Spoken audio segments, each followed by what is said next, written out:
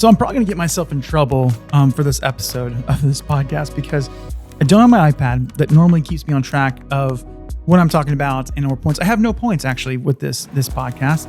There's some things that happened this week and I just feel like it's just going to be better coming from my heart and thinking through this versus just this scripted thing. I think this is a place for me to be vulnerable with you guys. There's some things I've been thinking about. I just kind of want to process. And if that sounds not even remotely intriguing to you, then just, hey, catch the next episode next week. No worries. If you'd like to see me crash and burn, stay tuned. Your stories, your experiences can change it all. Let's fight failure together. We can defeat 90. Okay, so being in fairness to myself, I shouldn't say, I should have a little more faith in myself to be able just to talk from my heart. But, part of this defeat 90 is being vulnerable, is being honest about where we're at in life. For me, I always want to use the things that I'm going through or learning to help because I want to share my weaknesses. There are some things that happened this week. I'm not going to get into that because I think it, for the sake of the person and people. And, but it's led me to this place of this question: where does honesty and bluntness, how does that fit in business? Now you might say, hey, we should always be honest. We shouldn't. Some people be like, wait, we shouldn't be blunt. We should communicate with grace and say things in a kind, loving way, which I 100% agree with.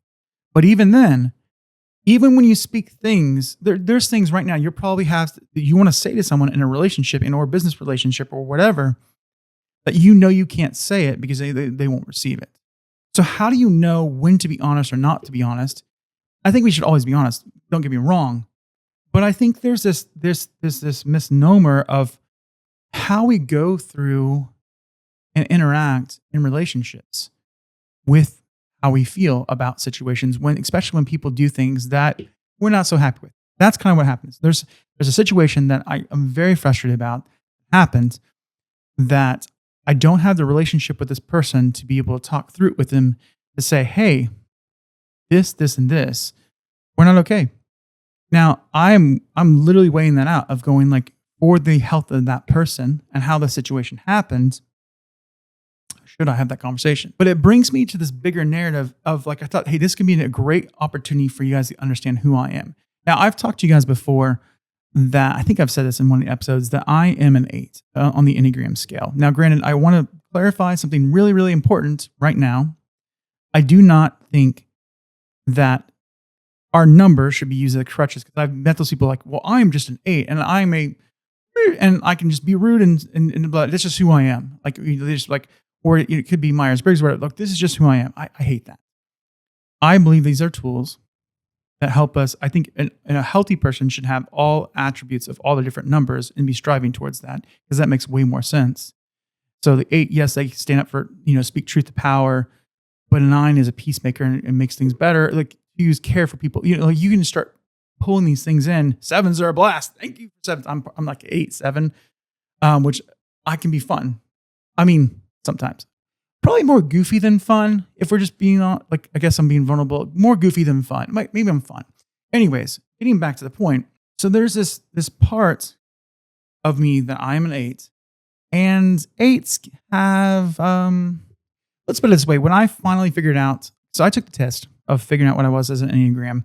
It said that I was a 2-7, exactly in the numbers, and then a wing 8 or whatever it was. And then I had no other numbers. Like, they were basically almost 0 for the rest of them. And so I thought I was a 2 for the longest time. I'm not a 2. I remember when I read this book, Road Back to You, about figuring this out. And when I found out that I was an 8, I was legitimately pissed, because every 8 I had ever met in my life, and this is leading up to a story of different things, is that they're not nice people. They're very blunt and they're rude, and it has to be their way, and they can come across as controlling. What I've realized now, as I've studied this more, those are very unhealthy 8s. There's been times in my life where I've definitely been an unhealthy 8 and acted that way. But when 8s are healthy, they gravitate to acting like a 2 and taking care of people, which is something that I love doing. And also, too, 8s at the healthiest version of who they are. They're very philanthropic, and they are about helping change the world and make a difference, which I want to do with my life, right? And getting back to this whole thing about speaking truth, and relationships really powerful about speaking truth in love and doing that. But most people don't want that. And I've experienced more in my life, especially even when I'm thoughtful of things, of how I've hurt people in that. And I really hate that because I don't want to ever be blunt for being blunt's sake. I don't want to ever just scold you for being like, oh, you suck. Like especially if I've been hurt or something like that. It's not worth it to me because at the end, like I genuinely care about the entire picture of things. And that's a big thing that Al eights see it. It's not worth it. Or at least with a healthy 8. I guess my thought through all this is, how do we in business have the tough conversations? How do we talk about the things that people don't want to talk about? How do we do conflict? I know how so there's a situation where this person really let me down in business and did some things that I was really not happy with. In that, I've again been debating whether I'm going to confront or not confront. There's a ramification to that, right? Because I don't know this person super well. And if I knew them well, I'd be very much like, hey, let's. So is there a time then things that just need to be let be? And then when is the time that when you actually do need to confront things? This is what I'm wrestling with. So this is the topic I'm bringing.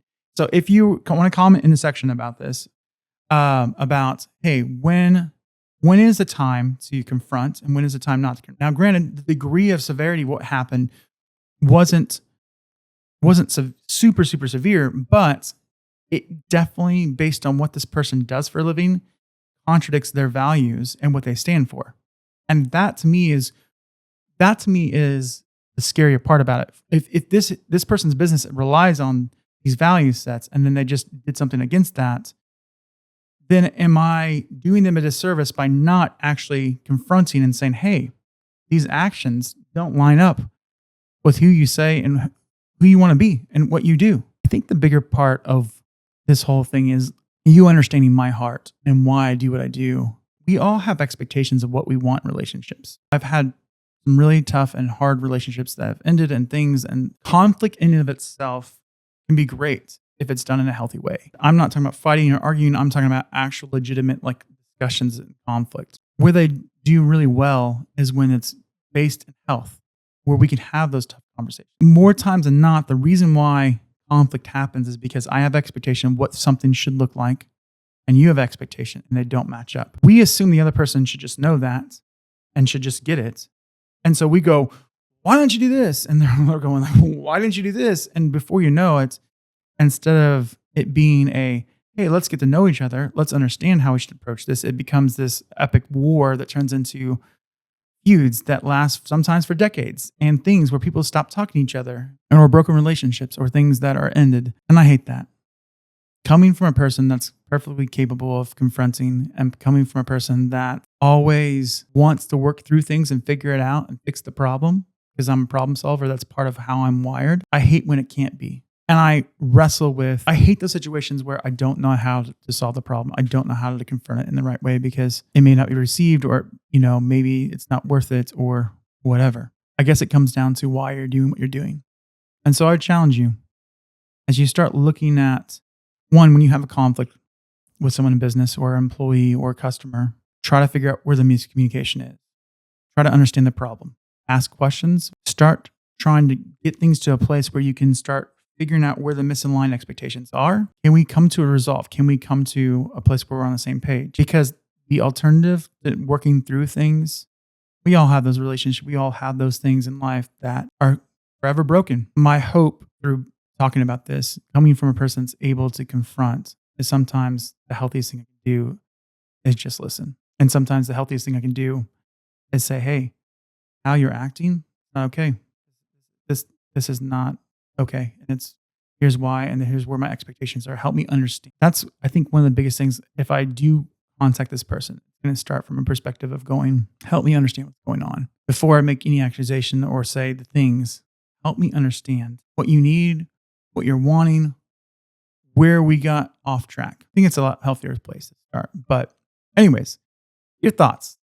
So, hey, this is really random, and I'm probably got myself in trouble, probably said something, and probably maybe it's not even cohesive, but I just wanted to just talk and be real about, so you can get to know more about who I am, and understand that I care about relationships. And this Defeat 90 and building a relationship with you is super, super important to me, because I know that the only way we're going to defeat the 90% failure rate, the only way that our lives collectively will be changed and we will be better at what we do, is by having solid relationships, good conflict, hopefully no conflict, good conversations.